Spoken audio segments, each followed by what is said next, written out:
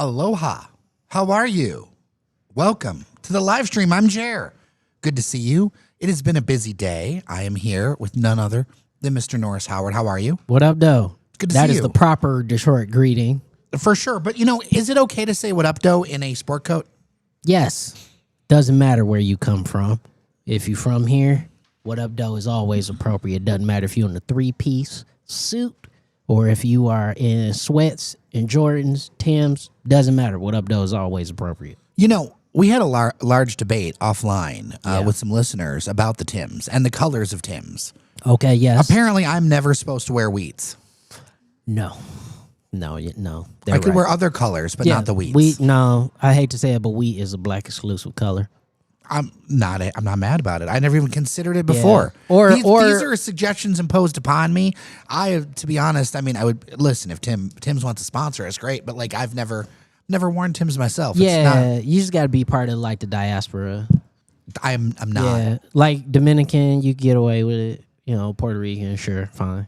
But Belgian and Slovak, no. Nope, negative, hard negative. Like negative. We have good desserts. Yeah, but like if you were to see like you in a pair of wheat Timbs, I would look ridiculous. Not just that, but like you're trying to go the Travis Kelce route, like before. And I am not Travis Kelce. Like before Taylor. Yeah. We all know Travis before Taylor.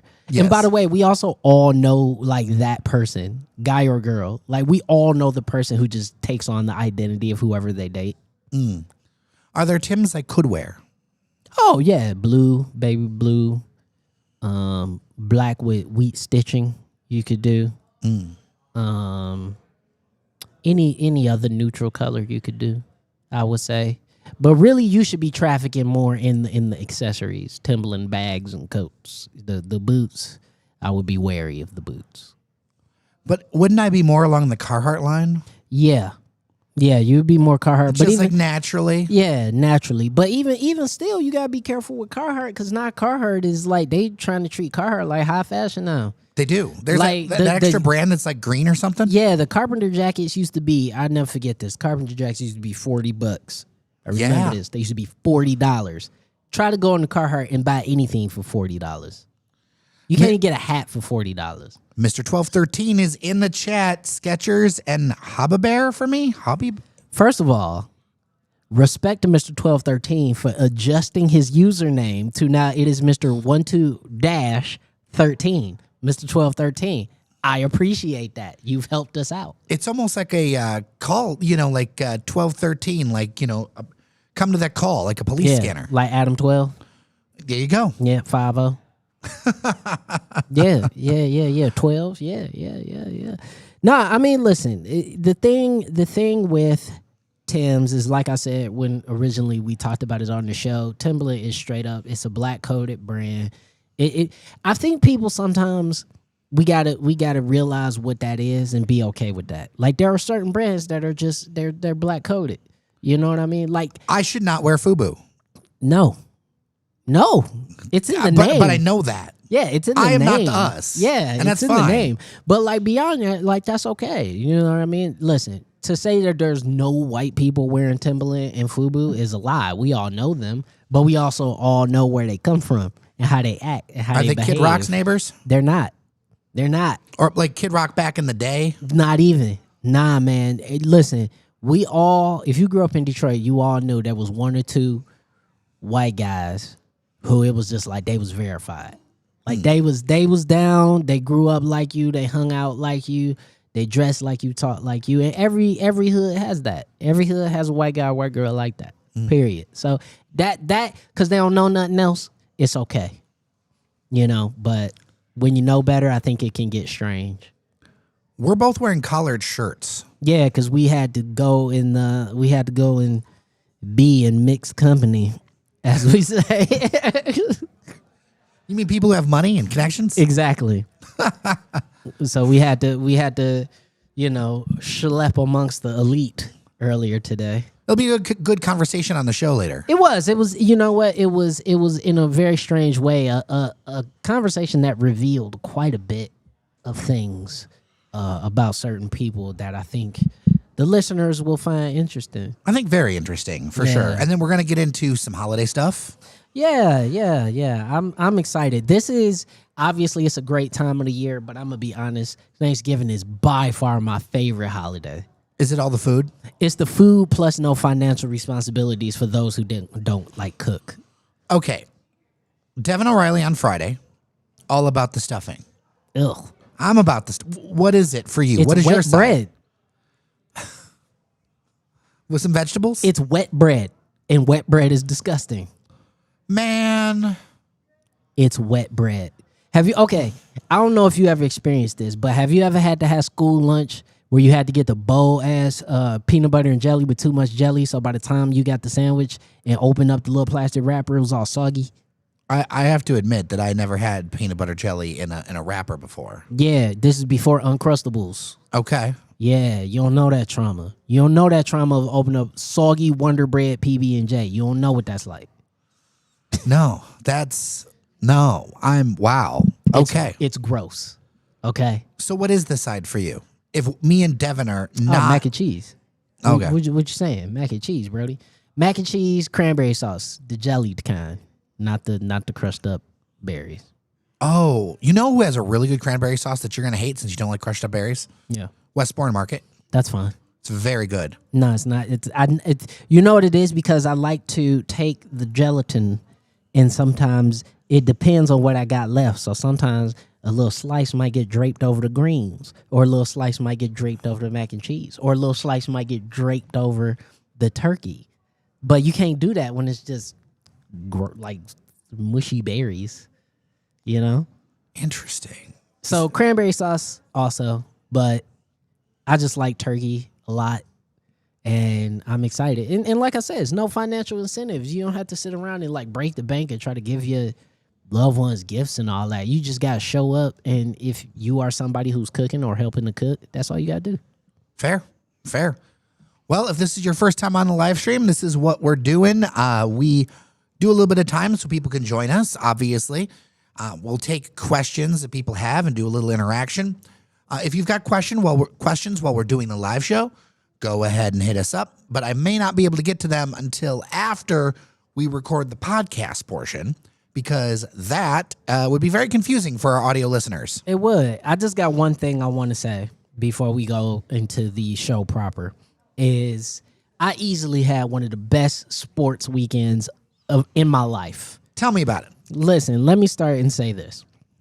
First and foremost, obviously, we had the Pistons' incredible win streak still going as of recording right now. It's ridiculous. Ridiculous. One away from a franchise record. So that's number one. Number two, Lions win in overtime at home. Great day. Incredible weekend, right? But y'all know me, I'm a soccer fan. And this is what happened. It is my teams playing against our biggest rivals. We're in the first place right now. The team in second place lost. The team that is the defending champions lost. So if we win, we get a major advantage point. And we won. We beat our rivals 4-1 and got a hat trick from a player who has wanted to play for us since he was 8 years old and said no to our rival team on the last day of the transfer window, hung up on them, picked up the phone, called us, and said, "Can I come to you guys?" And he did. All right. Poetic justice. You're a very happy person. I am over the moon. I've been buzzing. I'm still on a high from the past 48 hours. It's been great. I did not know that mayoral-elect in New York, Zoran Mamdani, is also an Arsenal guy. Yes, Zoran is an Arsenal guy. Chef Mamba is an Arsenal. That's is right. An Arsenal guy. I found that out. I did not know that. Yeah, there's a lot of Arsenal fans. Spike Lee, an Arsenal fan. Idris Elba, Arsenal fan. Who else? Jeffrey Wright, the actor. Sounds like it would be a very good party. It always is. Every time I go to New York, I see like a random celebrity who's an Arsenal fan. So it's very, very fun and interesting. We've got a chat question for Mr. 1213. Let's get it. Off topic, I think that Mayor Sheffield should have both of you guys on her team for fresh new ideas for Detroit. Hey, send the link, Mary. I mean, but in all seriousness, call us up. In all seriousness, though, that I've been here, I realized this from the event we were at today. Yeah. I have seen a lot of mayors.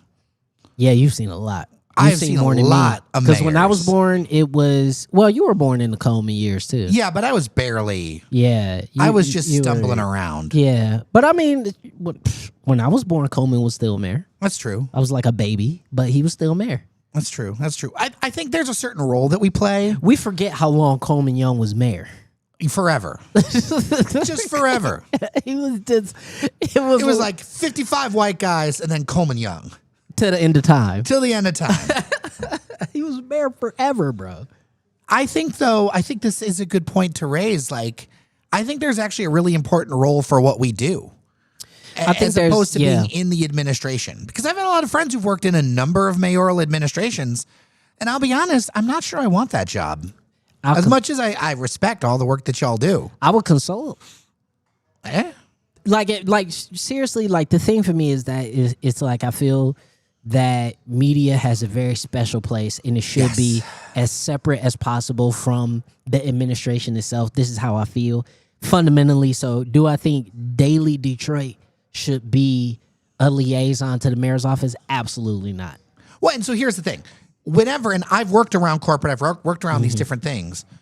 When your check comes from there, then all of a sudden it becomes about those priorities. At what point, if you work for them and that's your whole check, then you don't have that independence to push back. Exactly. In this situation, and I've talked to candidates, we've had Mary on the show.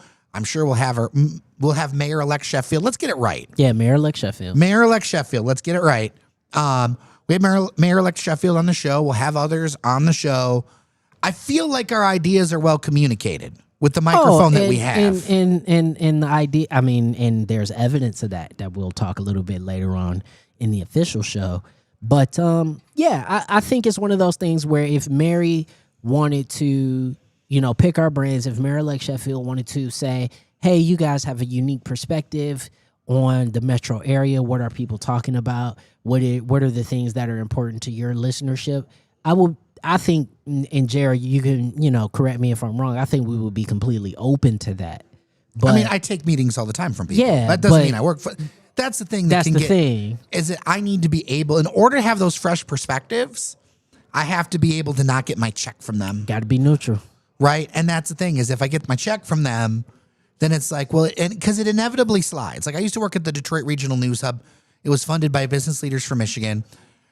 Now you can't talk mess on if any of those businesses. Right. If something I don't like, or just goes wrong. It may not be a like dislike thing. It could just be, hey man, they just laid off 2,000 people. Yeah. Okay. Normally we got to report that. So Mr. 1213 says you guys wouldn't work as Daily Detroit, but as individuals, you still get compromised. They're the same. They're the same. I'm thing. sorry. Yeah. They're the same. It's my experience. So I've worked in corporate. Yeah. I've worked in a variety of positions over the years, and they're the same. There is no separation of the two in reality. No. And Mr. 1213, I want to be honest with you and just be very transparent when I say this, and I won't name names, but I've been asked to come on and consult on campaigns and in administrations. I've had to say no because I want to remain neutral to reporting. Because as Jer said, when your check comes from there, I don't want to say your integrity, but your ability to remain objective is immediately compromised. And I instantly. think that's something about the influencer era too. So like there's some news sources out on Instagram and stuff. They get money from the city government. Yeah. You wonder why they have all the stories first, all the videos first. It's because various city governments pay them. Well, and they do that. That propaganda. Police departments do it. City governments do it. Businesses do it. Like everyone does it, but that would just make us influencers. It wouldn't make us a news outlet. Yeah, a kind of newsy information. Yeah. What we do. And I think that's just important to share is that like there has to be some sort of understanding. And I think one of the strongest understanding is where you get your check from. Yep. And we get our check from our members on Patreon. So our allegiance is to y'all. Right. To your questions, to because your there's going to be things I don't agree with Mayor-elect Sheffield on. There's going to be things she screws up on. And we got to be able to say it. Yeah. Like we have to. Because we're not partisan. I mean, I'm not a partisan. Yeah. I don't have a party. Yeah. I don't have a political party. We gotta be able to say it. We gotta and listen, if you know me personally, you know my politics. Same. But also, there's a lot of stuff that I wouldn't say on air because I want to remain objective, or I will freely go against what most people think I stand for. Not stand for, but the party they think I'm affiliated with because, wrong is wrong or incorrect is incorrect. So for me, it's not necessarily about party. It's about ideology. It's about, the ability to be able to look at an issue or look at a candidate or look at an administration and call it for what it is or call the action for what it is and then be able to report on it objectively. Yeah. And I don't mean that specifically, and I appreciate your comment back, Mr. 1213. It's kind of a lesson for everyone, especially in this media age. Yeah, because I think there's so much knowledge that, not that you didn't have it, and I really appreciate your thoughts, and it was really kind, and I totally get what you're saying. But I run into this in the streets all the time. Oh yeah, here's the thing: if Jer or I were to take one of those types of positions, we wouldn't be able to do Daily Detroit. Like if I took that position, I would have to step away from Daily Detroit. Yeah. And just freely admit that unless I am on Daily Detroit as a guest in an official capacity as a representative of the administration. Yeah. Like that's the only way it can happen. If not, if I took that gig and still tried to come on Daily Detroit and represent myself as a journalist, it would be very tenuous at best. For sure. And I mean, I have a lot of connections that I've built up over the years. Yeah. And people are members, but Most of our memberships are $5 to $10 a month. You're not telling us what to do for $10 a month. No, you're not. I mean, that's part of the reason of the model, right? So one of the things one of my mentors taught me is like how you get paid determines your business. Absolutely. Right. And so with so many influencers, especially in the social media age, you're not making almost any money from those platforms. No. You're going to reach hundreds, if not hundreds of thousands of people and not make enough money to pay your rent. So the money comes from brand deals. Yep. And most of those times, even though they should be disclosed, most people don't disclose them. I mean, and to just be transparent, I was married to an influencer, and I've seen the deals. I've helped her negotiate the deals, and that is where the money comes from. Yep. Like the numbers themselves mean nothing. And mean nothing. As far as a bank account, they mean nothing. I can tell you now, there are people with millions of followers. I mean, not say millions. There are people with hundreds of thousands of followers that do not know how to capitalize on the audience. And yet there are people with 10,000 followers that are making a living off of, what audience they have, because they know how to reach out. They know how to get the deals. They know how to negotiate. They, believe it or not, they know how to send a professional email. Like, Yep. These are all like things that occur in sort of that influencer space. And, a lot of people just think that it's just get the big numbers and that's it. You know what influencer I really enjoy lately? She's been on the show, but she wasn't as big as she is now. Okay. Brandy, the millennial manager. She is hilarious. Oh, she's very funny. And she's got a brand deal with the Lip Bar. Oh, really? Yeah, it's really That's cool. fantastic. Really cool.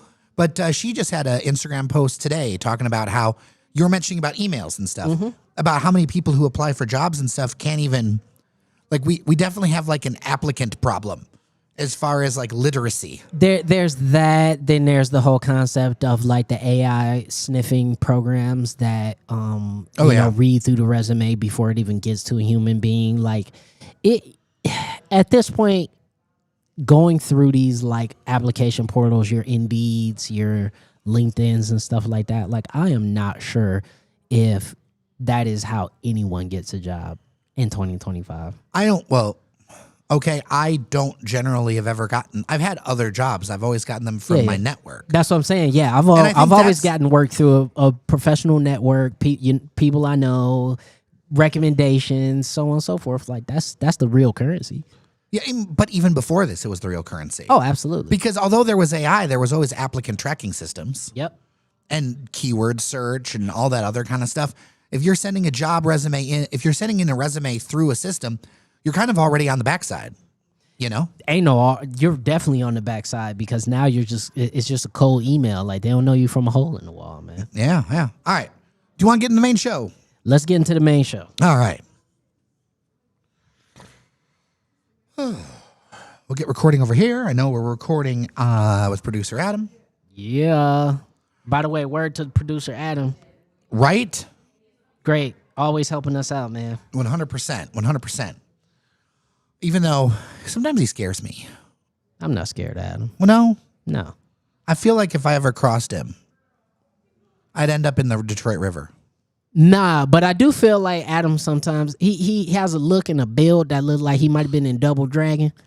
That was it. That's what I Yeah. I used to play Double Dragon all the time Like at the he was arcade in in Greektown. Yeah, like he'd be like walking somewhere in Southside Chicago and he's just like, somebody walk up to him, he just hit him with a 3-piece, bop, bop, bop, and then move on, and then they blink and disappear on the ground. I loved Double Dragon in the arcades. It's a It was classic. so good. It's a classic. But yeah, man, he that look like Billy and Jimmy Lee. That's what he remind me of. That's amazing. All right, let's get into it. All right. And in 5, 4, 3, 2, 1. Hello, everyone, and welcome to your Daily Detroit, sharing what to know and where to go in Southeast Michigan. It's Wednesday, November 26th, 2025, our last episode before the Thanksgiving holiday. Turkey Day. Until holiday, I am Jer Stays, and that voice you hear in the distance is none other than the Prince of Brightmoor himself, Norris Howard. How are you? The West Side returns. I am here once more. Thank y'all so much for joining us on the show today. Absolutely. So we've got a pretty packed show.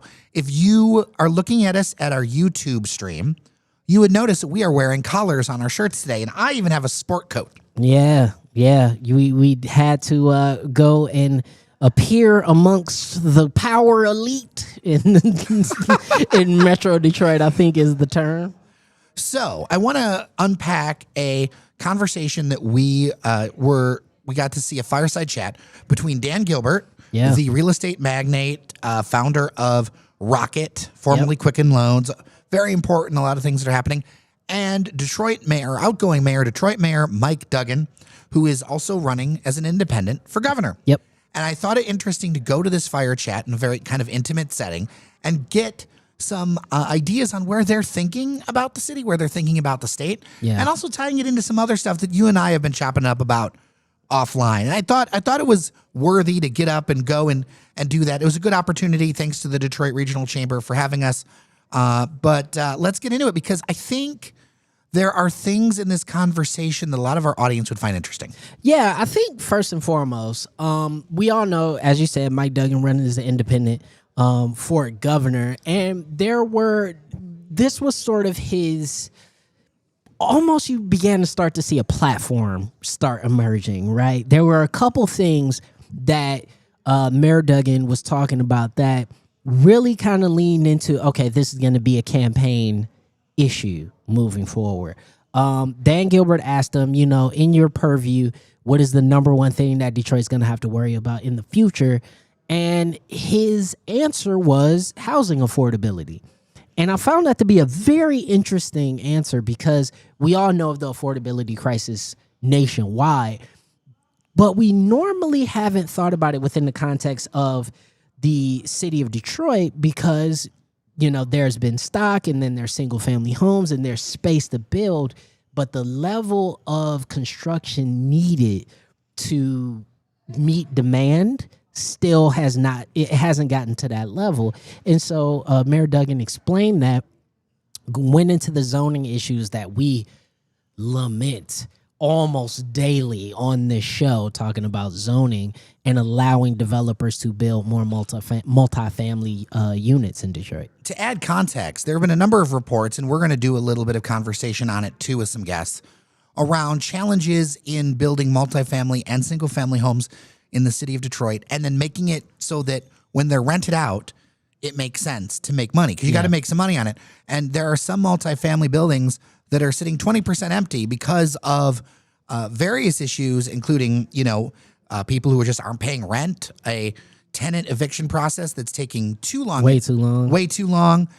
You got a number of issues going on where you've got some major landlords not able to pay their mortgages, and they recently invested to fix up these places. Yeah. And that is a red alert, especially in a city that's still adding people. We need to keep building, and Mayor Duggan talked about this. We have to keep building ahead of what the demand is so that we can keep the prices down. It's supply and demand.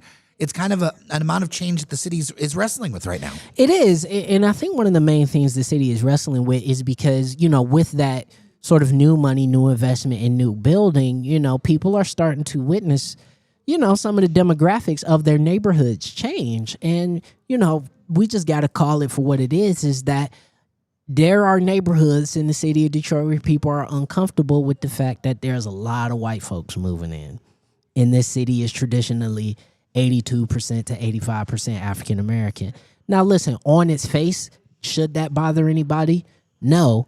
But traditionally, that has come with other issues, i.e. gentrification, cultural changes. And, there's, some certain neighborhoods are feeling very, very antsy about that. But the nuts and bolts of it is this. Detroit needs people, period. There are not enough people. We're talking about a loss of almost 300,000 people just within the past 20 years or 15 years.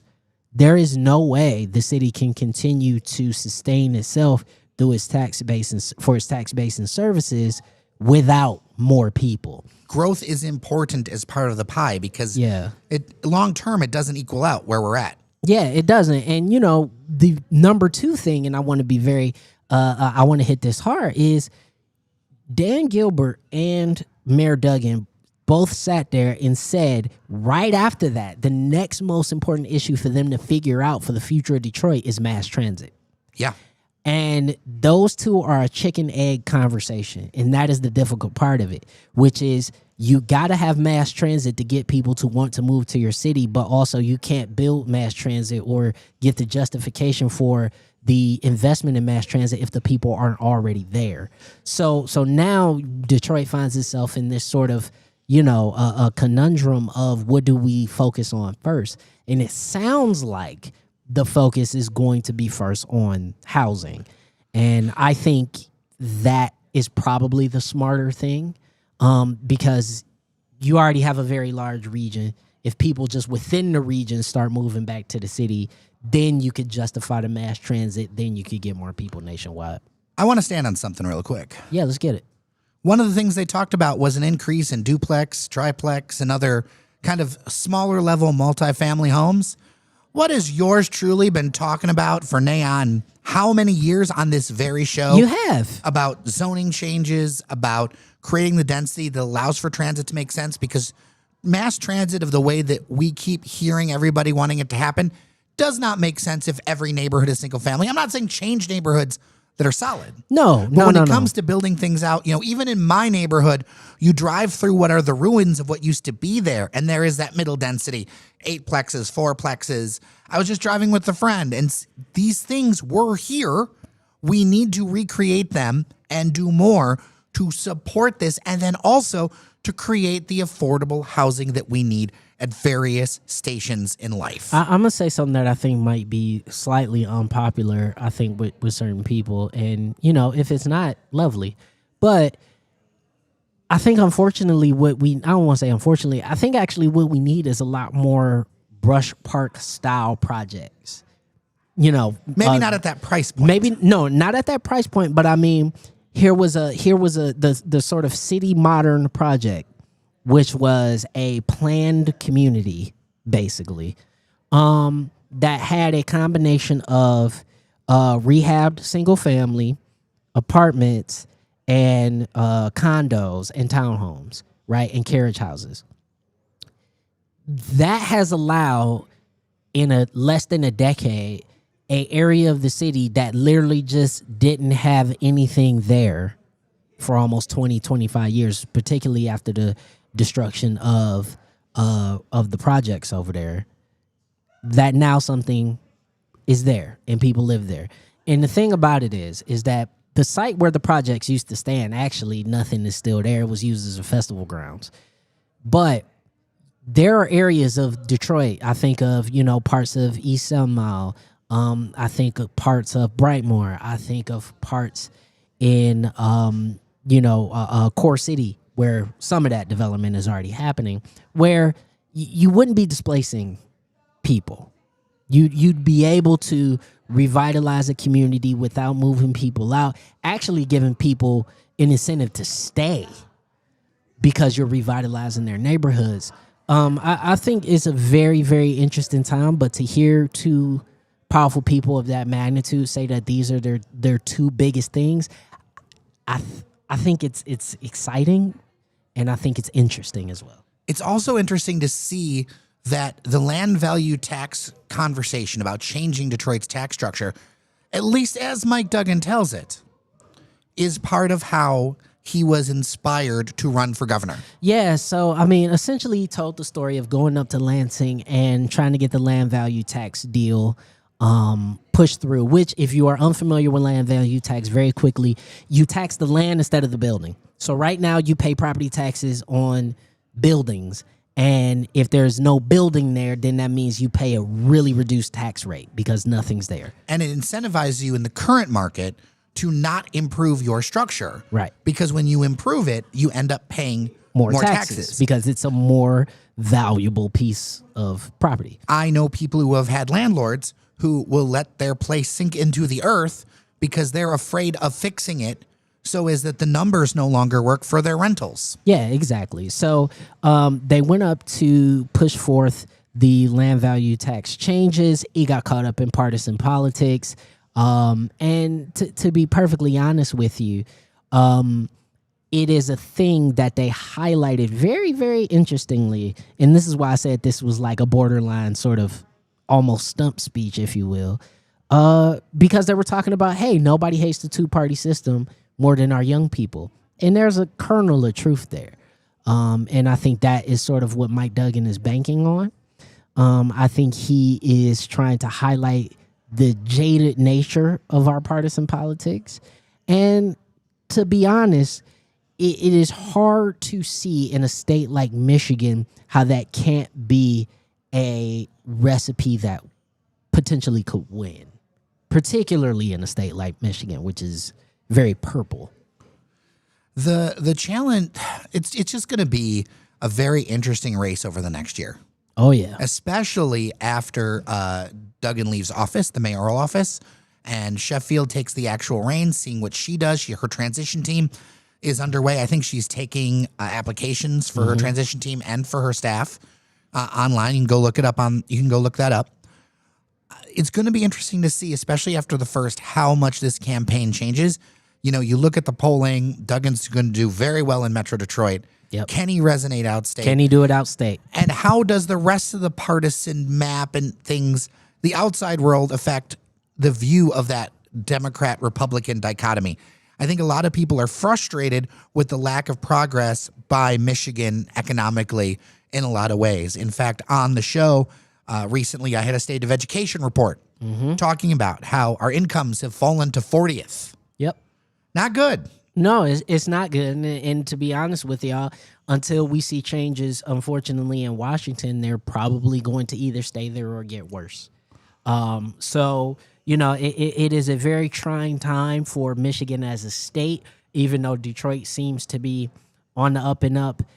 There are some really serious challenges coming ahead for whoever is the next governor, whoever is the next mayor, but hopefully that good energy can continue. And maybe more of a partnership can grow between Detroit and Lansing in the future. Who knows? Also, before we end up on this topic, before we wrap up on this topic, I also want to mention it was kind of great to see Dan Gilbert. Yeah. Like in the flesh out there doing things. Yeah, it was, you know. And if people don't know, he had a stroke. It was very severe. He's been through a lot of rehab. He conducted this fireside chat.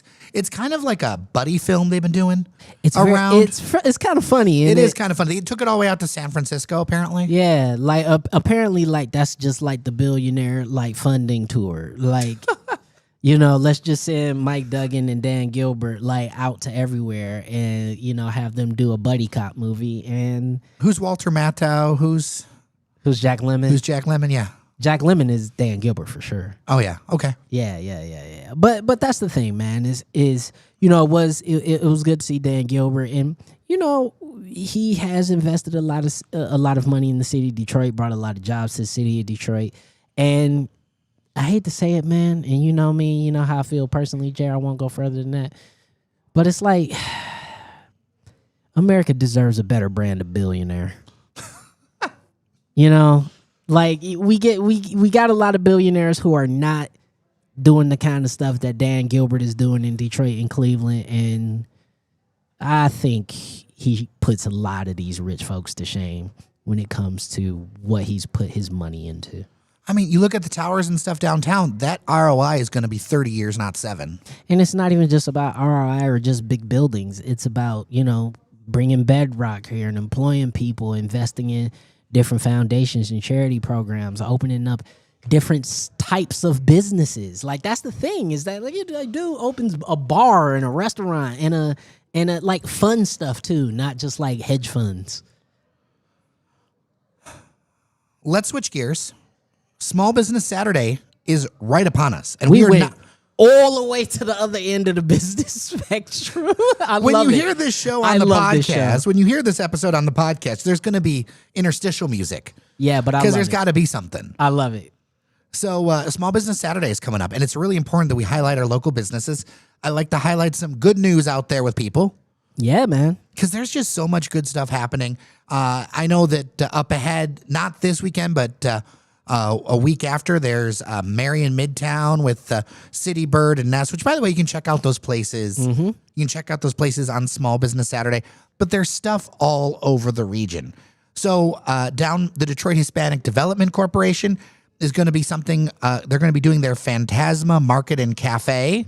Mm-hmm. So that's pretty cool. The Grandmont Rosedale Development Corporation is going to have their stuff. Round my way. Yup, there's all kinds of stuff. Of course, if you want to be up in Oakland County, you've got the Rust Belt, Yes, which we is love a great, Rust Belt. great local hub of stuff. If you haven't been to Rust Belt, go to Rust Belt. It's such a cool place. Like you could buy a little bit of everything at Rust Belt. You can even have a wedding there if you want. You sure can. I almost did. But it's great because you can go around, do all the shopping, and they also have a bar. Mm-hmm. The Royal Oak, downtown Royal Oak's doing something for Small Business Saturday. They're doing tote bags, this whole, there's all kinds of cute stuff in downtown Royal Oak. And that's another thing, too, is that particularly for Small Business Saturday, you're going to have a great opportunity to potentially not just get deals, but also like little perks and swag and tchotchkes and stuff like that. So between 11 and 1, actually, up in downtown Royal Oak, there will be social happy hours at Desert Oasis. Desert Oasis. No, Desert It's Oasis. Desert Oasis. It's Desert Oasis. Yeah. And Pronto. Oh, fantastic. So there you go. Yep, and there's giveaways and all that kind of stuff. So there's just so much happening. Gross Points have something in there. And in addition to the shops in Washington Square are now open. If you haven't been down to Campus Martius, the shops are now open. All small Cadillac businesses. Square, all of that Cadillac stuff. Square, excuse me. Yeah, Cadillac Square.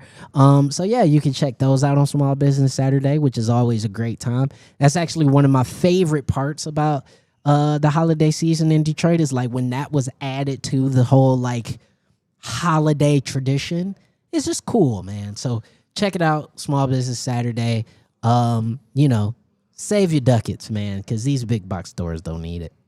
By the way, I'm so glad that they upgraded the huts over the years. Do you remember the original? Dude, the first huts were not great. They were not great. Them people was in there freezing. It was ridiculous. It was bad. It was almost like in like one of those kids' play school. Yeah. I mean, I know they were prettier than that, but it was not great. And now this is much better. they're like little prefab homes. They're like tiny homes. We could do like a little studio in there. Yeah. It would actually Maybe work. we should next year. Maybe someone should let us out there Yeah. to do a live stream.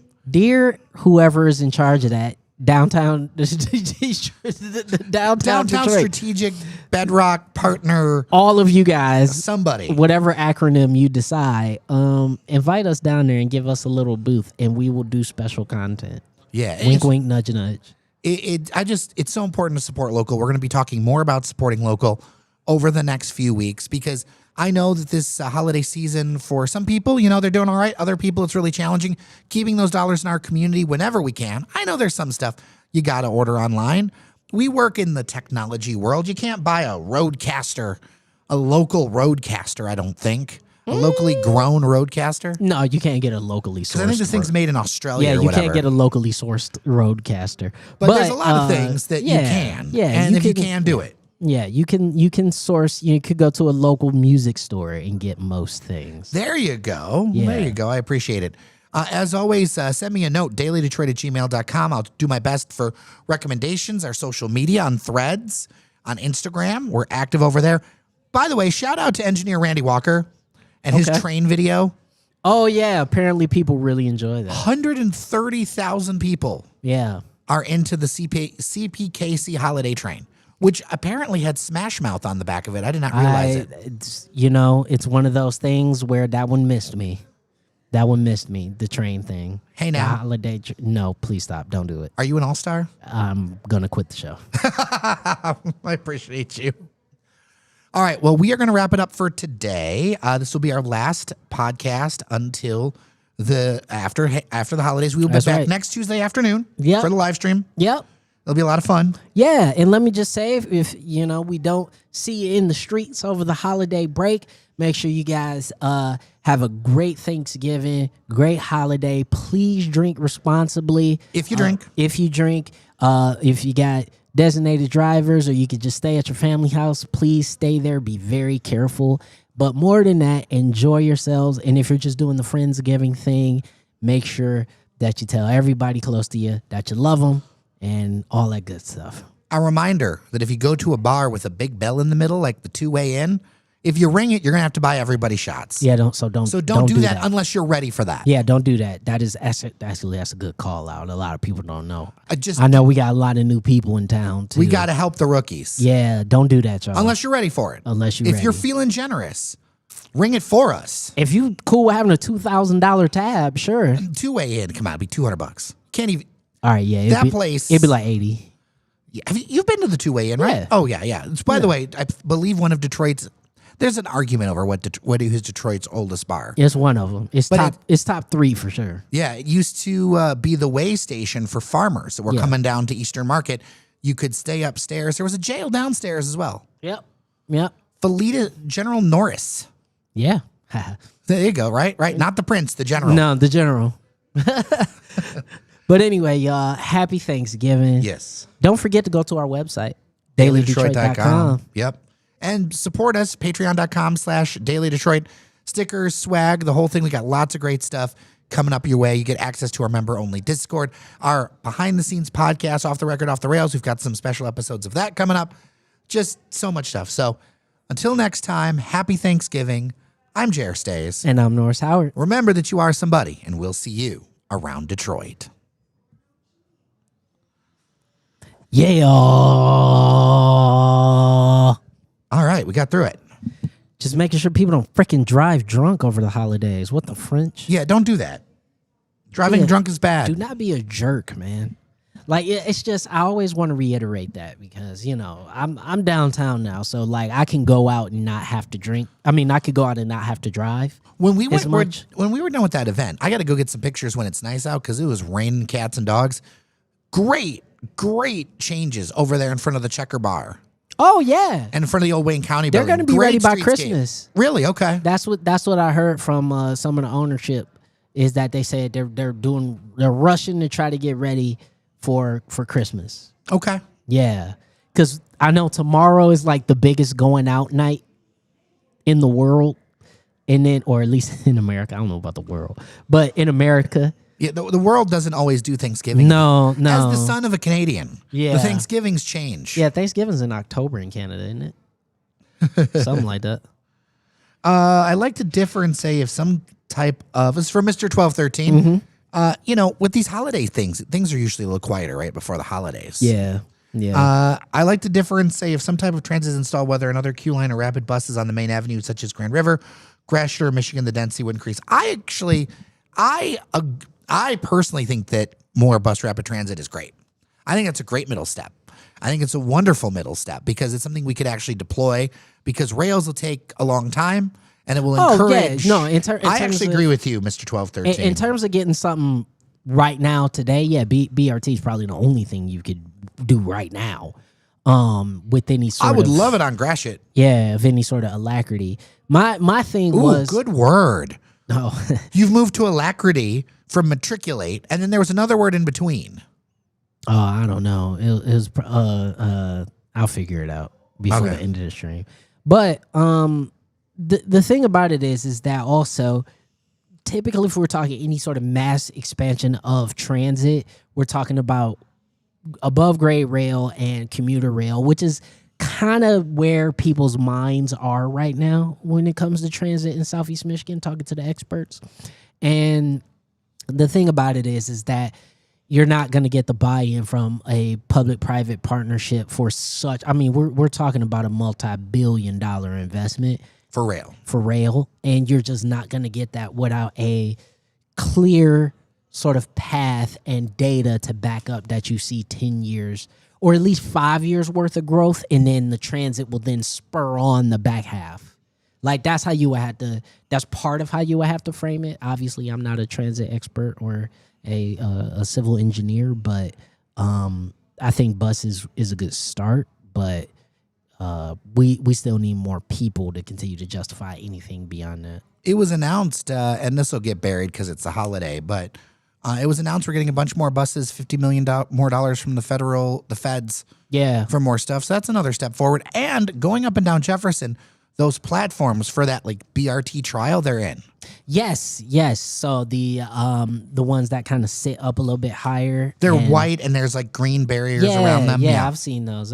Yeah, listen, the more we can get people using the transit system, the more we can sort of couple it from the negative stigma it has in Southeast Michigan, because at the end of the day, part of why I think people are thinking trains more than buses is because it does not matter. Buses have a stigma in Southeast Michigan. If you are on, I think in a lot of places. yeah, but not like True. I mean, not like here. Chicago has and New York both. I mean, listen, there was buses fast and free. Yeah, like It wasn't subways fast and free. because people, yeah, like you want people to use the bus, right? But there's a heavy stigma, particularly within the city of Detroit, about riding the bus unless you're like, I don't know, 13. Yeah, you're using rail because there's just a different feeling. I mean, think about how many people use the Q line, and the Q line objectively doesn't go anywhere. And it's kind of slow. And it's slow, and you can't really count on it. And yet, nobody is riding that fast bus route up Woodward. That's true. I've ridden that fast bus route. Nobody's on that route. Once you cross 9 Mile. That's once what you I'm cross saying. 9, once you get out of Ferndale. Could easily, like, how many people do you think in Berkeley or Royal That thing Oak runs like a swatch, by the way. or whatever? The Gratiot. I know. Yeah. Like, right there, you'd be right there in Berkeley, right? On Woodward, and what is that? No, Woodward and 14, no, 13, whatever. Woodward. And catch that Woodward bus, in the suburbs. Woodward and the suburbs, and take that all the way down to downtown Detroit. And it would be a pretty fast route. You wouldn't be on the bus that long. Nobody takes it. You know what I forgot to mention for the weekend, What's that? which you could get to by the Q line? What's that? Cat Video Fest is back at the DIA on Friday night You're right. and Saturday night. I did see that. People are going to be really excited. They're going to about be really excited. I should have mentioned Cat Video Fest because it's Friday night and then it's 2 times, 3 and 7 p.m. on Saturday night and Sunday night too. that. I don't know why. I'll put it in the newsletter. I'm very sorry, people. I know people are going to be into Cat Video Fest. Sure. Cats. Sure. I know. Sure. That wasn't us. That festival's not run by us. I know it. It's okay. It's okay. Everything don't need to be made for me. So I love it. I'm so happy people are happy. so there's FUBU and then there could be Naboo, not by us. Not by us. Yep. Just us. And us is the general. Yeah, just that one. Nope. That wasn't us. I know people are going to like it though. Oh, yeah. It's going to be a 3 great nights, time. 4 nights, 4 5 nights. shows It's going to be great. for people who are into it. Yeah, people are going to love it. See, this is what I mean, man. Like, the more people you get, the more weird niche stuff you can do. I love And that's weird what I want. stuff. I want more weird niche stuff to do. Like, for real. As much as I love the Tigers, Pistons, Red Wings, DCFC, all the sports attractions, as much as I love seeing Erykah Badu bring out all the beautiful, earthy black women in all of Southeast Michigan to downtown Detroit, as much as I love, seeing the big concerts and the wonderful restaurants that we all have, sometimes I do want to just go to a weird niche thing. It's not weird anymore because it got big. But when my first trip to New York, I was in my teens, like late teens, almost 20.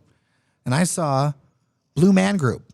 Yeah, like that an used to be a weird off-Broadway. niche thing. Oh my God, that was so great. It was so weird and niche and the theater was so small. Remember when the Dirty Show was weird and niche? Right? Wow, that's right. It's not weird. It's definitely still a little weird. But it's not. It's Not mainstream niche. now. Not niche at all. But like my entire Facebook feed is like Dirty Show attendees when that happens. Yeah, Or like, maybe that's just my friends. I love you all. No, we love you too. But like, I remember when the Dirty Show was like literally just for your perv friends, like, or those who maybe were into a certain lifestyle.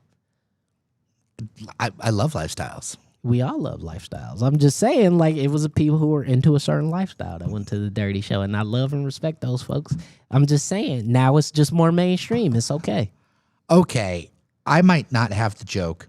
Random Task says, I vote bring the Q line to the boulevard, and then it's like the eye biting or the lips biting between 2 eye emojis. Yeah, I don't know about that one. I need a translator. Yeah, I might be. I might be. Am I out of the loop? Is this a 6-7 thing? Like, I don't know.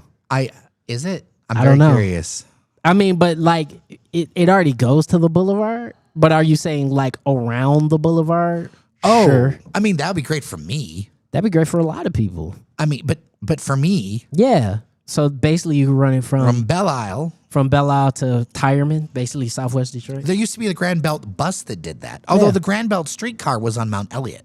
Yeah. But yeah, you say you basically running from Southwest Detroit through the Boulevard to all the way across. Yeah, that'd be cool. I remember that because I used to take. So my dad would drop off Because the Boulevard is Tireman, right? On the west end. part Yes. of it. Yeah. Part of it. Part of it is Tireman. The my dad would actually take the 25 Jefferson to the Grand Belt because he liked the post office at the Fisher Building. Because who doesn't? Because there was some other stuff he would buy too. 'Cause who so he doesn't? would transfer at there and take the Grand Belt and loop that around to go to the Fisher Building I for the bet that post was office that fun. was there. Yeah, it's Tireman after you get past 96. That's what I'm saying. Okay, we got it. We got Yeah. it. We actually, you know what? Why not? That's That what would I'm be saying. interesting. And you take You Grand could at the Boulevard. very least do a bus rapid transit. Yeah, you do it south till you get to like Michigan Avenue. You know, I think you take it to the bridge. Yeah, okay. Take it to yeah, Fort. Take yeah, it to yeah, Fort. yeah. Take it to Fort and take it to the bridge. You're right. Take it to the bridge. Take it to the bridge. God. Holiday streams. They're Yeah, a little crazy. I know. Yeah. I see the Fine Arts Theater is for sale. Fine Arts Theater building. Which one? That's one on The one on Woodward. Woodward. The one next door to the ACLU headquarters. That place has a wild backstory. Yeah, it does. Hit them with it very quickly, if you don't mind. Why not? All right. Because is MoCAD's just being refurbed, isn't it? It's not up for sale, Okay. is it? So because Historic Detroit is awesome and Dan Austin is a fan of the show, I'm going to go ahead and read this. He said I can do this from time to time. I'm not asking because this is a live stream. Yeah. But I'm going to give you the story of the Fine Arts Theater Do as it. told by Mr. Dan Austin. These are not my words. I'll do a dramatic reading Oh, God. about the Fine Arts Theater. With a name like the Fine Arts Theater, you wouldn't expect a history filled with murders and the illegal drug trade. But it is. This theater, designed by legendary Detroit theater architect C. Howard Crane, opened February 15th, 1914, as the Addison Theater. However, on November 14th, 1915, less than 2 years later, it was renamed the Fine Arts Theater and switched from legitimate theater to a 582-seat movie theater. The movie house closed in 1972. Fast forward. The building would see a number of owners over the ensuing decades, but none of these would be as colorful as Joe Foster. Foster bought the theater in 1978. The reputed drug dealer had amassed something of a downtown real estate empire. Foster started showing classic movies at the Fine Arts, but it closed in the 1980s when he lost the building over unpaid taxes. The last movies shown were Jason and the Argonauts and Song of the South.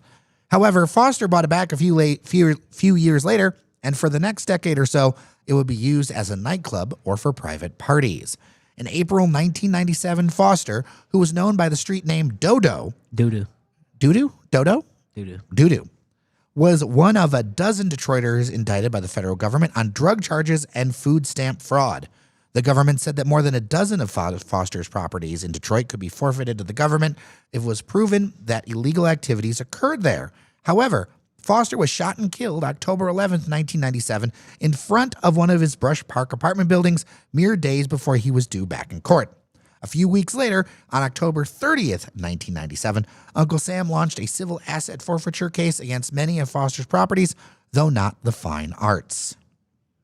On December 30th, 1997, Foster's girlfriend, Bernice Johnson, also was murdered. She was reputed to be involved in the drug trade with him and also had her name on the titles of some of his properties, though not the Fine Arts. This story goes on to continue to be a wild story of like owners who've gone to jail, owners who have like had it taken from them for tax purposes. LL Cool J played there in 2006 for the Super Bowl. Yeah, LL Cool J was there for the Super Bowl. Like, it is a weird building, man. Like, the Leland is probably the only other building that I can think of with like a stranger series of like uses and owners. I got to think about who was the radio host who lived in a hotel. What hotel was it in? He used to do his radio show from the lobby of the hotel, and he was murdered there. A Detroit radio host. I have nightmares because I'm like, am I ever going to be murdered in the hotel I live in? You don't live in any hotels, and that prophecy won't come true. That's what I'm terrified of. What if it like comes true a little bit and I like do a staycation like deal? No, not living. You don't. Primary residence. Like if you like, don't buy a condo in the Blue Cadillac. Let's see. This is more. I need historic, not a recent one, because there was recently a WWJ anchor who did not. Who it was a WWJ anchor? Well, this was in modern era. I'm trying to say like historic. Oh no, his name was Jerry Buckley. Wow. Killed in a hotel. He campaigned for the recall of Mayor Charles Bowles, which is one of the worst mayors in Detroit history. Total terrible human being. In the wake of corruption allegations, he also served as an investigator for Henry Ford and a special investigator for the U.S. government. Damn. I'm not either one of those things. They killed him at the LaSalle Hotel, All right, where was the LaSalle? formerly the Savoy. Hold on, I got it. You got it? The LaSalle Hotel, Detroit. Oh, wasn't that also known as the Detroiter? I'm not sure. Let me see. We're doing some deep dives for you on the stream. Yeah, it was the Detroiter. Yeah, that's the one where the Pulte homes, the townhomes are on Woodward across from LCA. Yep. It's right there near Sproat Street, but on the east side. Yep, right there at the corner of Woodward and 75. Mr. 1213 has sent us down a holiday rabbit hole This of is his murder fault. and conspiracy. Yeah, and now we've done a small documentary on weird buildings in Detroit. I love it though. No, this is what we're here for. This is the point of Daily Detroit. Is this was our little version of Curiosity, I guess. Yeah, that's right. They do good work over there. Yeah, It was parallel to the Eddystone, which still stands today. sure does. This gives you an idea. Yeah, I've toured those apartments in there. the Eddystone. Yeah. Yeah. Dude, I was doing. That's crazy. It's been so long. I did a story when it was first announced that they would be knocking down that building, because it was that and the Eddystone, and then they turned the Eddystone now into another series of apartments, and then the Japanese restaurant is in it. Oh, You know what I'm talking about. yes. Where's Devin when we need I him? want that. I didn't. I was about to call it Sozai, but it's not Sozai. What is it? I'm about to just pull it up on maps. Don't think too hard, Okay. because I know. My hamsters are slow. They need turkey. Bruh, I can't think, man. It's the day before the freaking holiday, like the holiday officially. Hold on, where is it? Oh no, the internet is starting to crap out. Oh my god.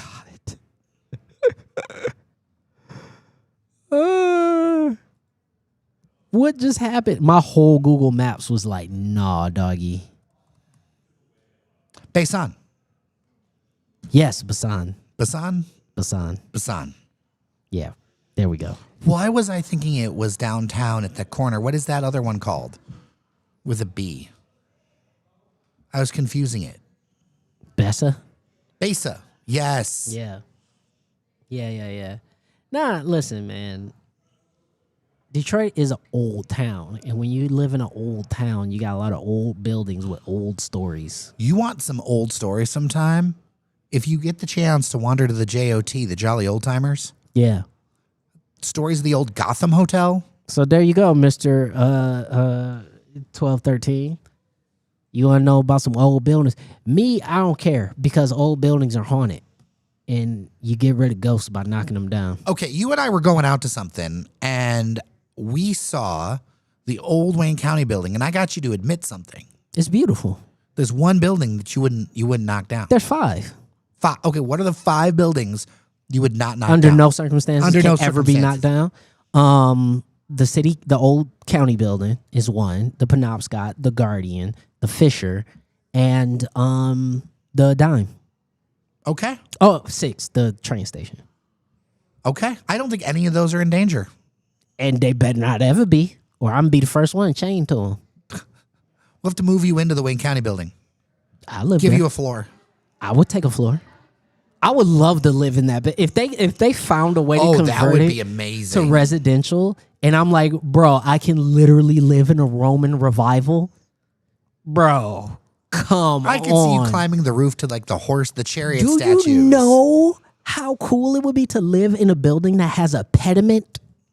For the people at home, what is a pediment? Okay, so a pediment is at the top of a colonnade. It's that little triangle at the front of a building that kind of functions as a roof, but it usually has a bunch of decorative stuff into it, like, a mural or something. Yeah, man. That building is gorgeous. I don't disagree. I haven't obviously been in years, but I remember back in the day. I wish we still built stuff like that. Like now everything's all angular and glassy. The buildings like that give a sense of heft and presence. Yes, presence, and importance.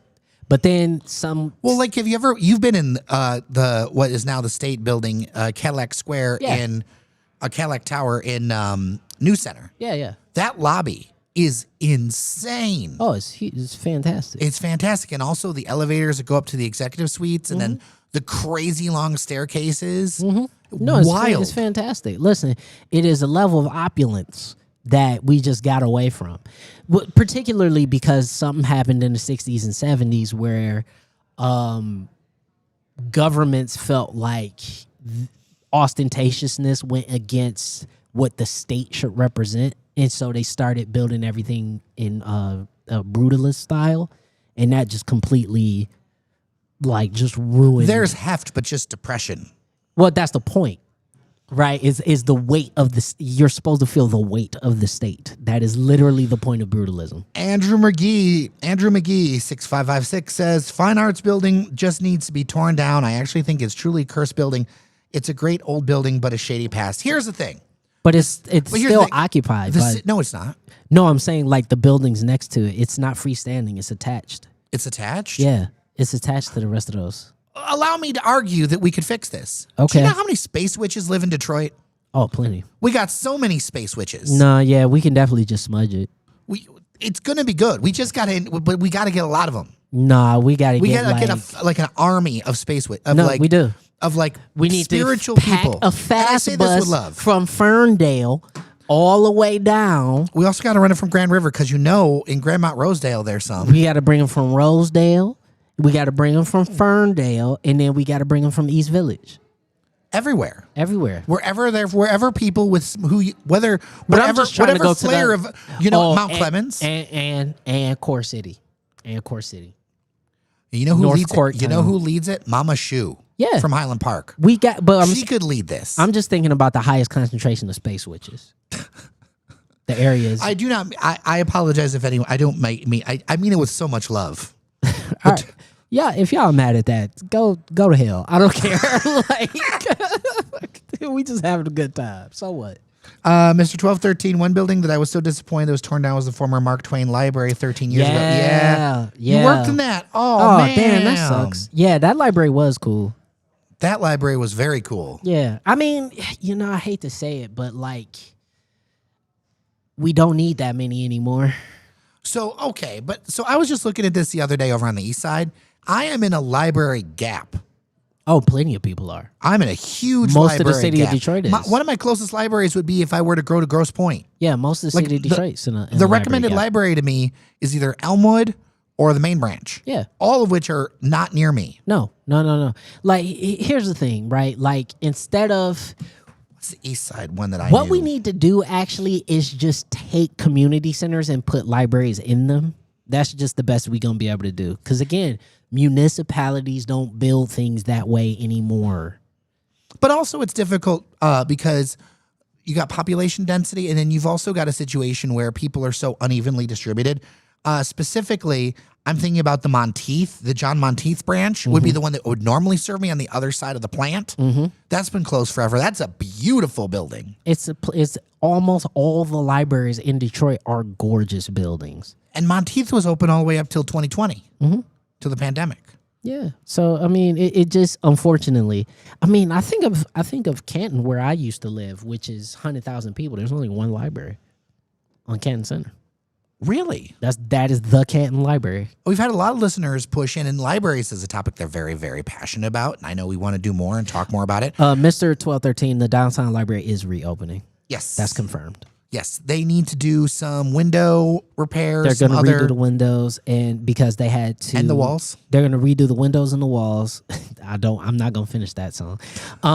But they did have to redo them because obviously dust and debris from the construction of the Hudsons, they didn't want it to damage the edifice of the building and the windows. But they did say 2026 is when it's supposed to reopen. That would be very cool. I can't wait. It's going to be great. That's going to be your library. Yep. I guess technically same distance. I mean, right down Gratiot. It's actually easier for me to get there Yeah. because I could just take Gratiot down. Then main branch. Yeah. Yeah. Yeah. By the way, did you see that rave they had in the main branch library? Oh, yeah. That was really cool. We should just do that every weekend. Like, that should just be a thing. I do not disagree. Like, it's a gorgeous building, and we might as well just use gorgeous buildings for things. That upper space. How cool would it be to do a live stream from the upper space of that library? I would love it. That would be really I think good. it'd be phenomenal. You know, wide shot, get all the art behind us. We'd have to set up the cameras right. Again, back when Detroit built things to last. Built things. We used to build things in America. Oh, boy. No, this is one of the things that I actually agree with. Like, again, we need a better class of billionaire because that's what billionaires used to do. That's what you're supposed to do with your money. When you're Leave us stuff. When you're so rich, you have there's no way for you to spend it all. You're just supposed to build really big, cool shit that people use for 100 years. And you get your name on it, but you got to give it away. I'm cool with that. If I had $1 billion, I'd do it all the time. I have a stadium. Norris, would you do the full name? It depends. Or would just be like but see, Howard, like I think about lots of things are named Howard. Yeah, but it's not me. Like Howard Street. Right. I know it's Howard, but it's not me. That's why I say, would you do the full on a street with the middle initial on? Yeah, on the street. Yeah. But like, if I had a stadium, no, it could just be Howard Field. Okay. Yeah, that'd be fine. Just as long as it's not Howard the Duck. No, Howard Field. You know, then there'll be a small statue or placard of like me. You know what else we could do? We could also do a live stream in front of the RoboCop statue. We could. That thing. We could. That thing is going to be interesting to watch. We've got some cool stuff coming up on that one. Yeah, Ralph C. Wilson Library coming soon. It's a good. Yeah, see, there you go. A park. Yeah. I definitely, before I'm gone, I want a park named after me. That's doable. That's doable. All you gotta do is, be a public servant or give a bunch of money away somewhere. Well, so if die. If Dan Gilbert helps with the transit, could it be Gilbert Station? That sounds good. No, it'd be Gilbert. His name's gonna be on a bunch of stuff somewhere. You'd think. Yeah, at some point. At some point. Yeah, like while he's alive, he probably won't want it, but like after he dies, somebody's gonna do it.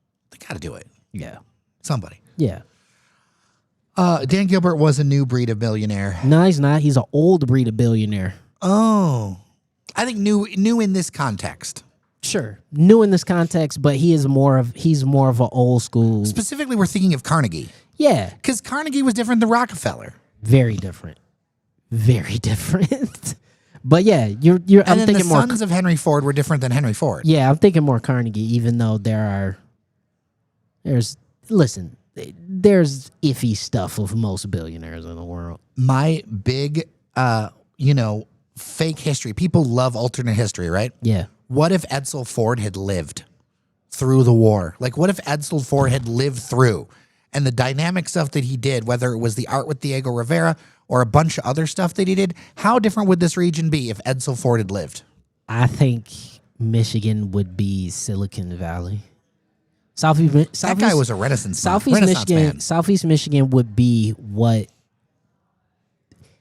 it would be what a lot of what Chicago is now. Only I think on an even grander scale because you would have multiple industries. I think for as much as I love Chicago and our producer Adam, Chicago head, Southside all the way. But He even likes the Bears. yeah, that's a problem. But Chicago is a place that I think of, the financial industry, fintech, United Airlines. Like, that's what I think of when I think Chicago, right? I think if SL4 had lived, Detroit would be a place where you'd have a vibrant manufacturing scene. You have a super vibrant R&D community, a tech community. You'd have an arts community that would have been unrivaled. I mean, we already punch above our weight culturally, proportion to our population. Mr. 1213 says Gilbert dressed very casually and restored downtown buildings with bright interior colors and playhouse themes. Yeah, that's more of a modern. That's a modern billionaire thing. I give you that. Yeah, totally. I give you that. That's a modern bit. Yeah, but like, I think it's very interesting when we look at it from that perspective. Just going back to what we were talking about, like if SL4 had lived, because already, like I said, culturally, Detroit punches above its weight for its population, and in terms of its cultural exports. And I think if somebody like that would have lived, and just how much of a patron of the arts he was, like, we forget that up until fairly recently, like, that is how art was funded. Up until the 60s. Art was funded because some rich dude decided he wanted something real pretty somewhere. That's just how it worked for the better part of human history.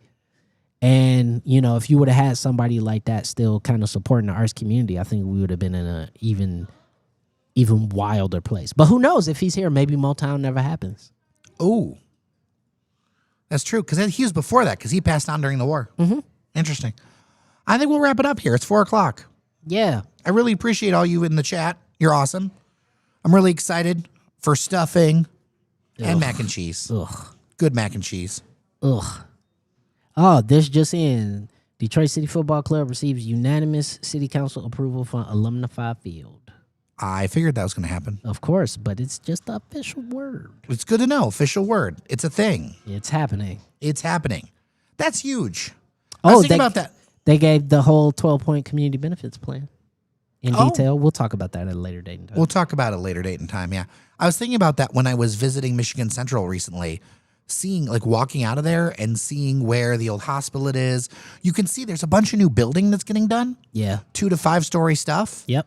It's wild to be in Roosevelt Park now and look around to see the construction. Oh, Courtown is about to be on a whole nother level. Like, there, and that's the thing. It's still space to do stuff. Yep.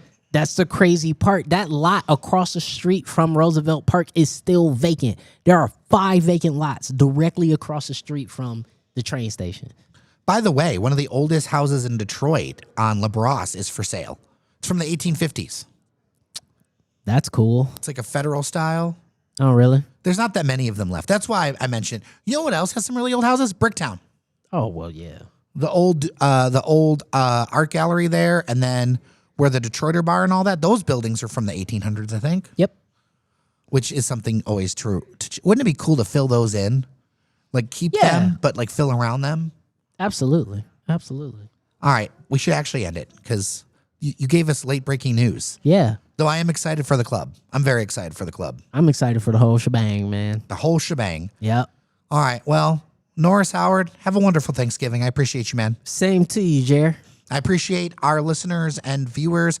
I also appreciate our members on Patreon, patreon.com/dailydetroit. Local media needs local support to survive. So join us, patreon.com/dailydetroit. We also have gift memberships. If you put in /gift at the end of that, or DM me, I'll give you a link to it if you want to give a membership. We had somebody do that, which is kind of cool. So anyway, all right, take care. Bye-bye. Bye-bye. Don't have to go home, but you can't stay here.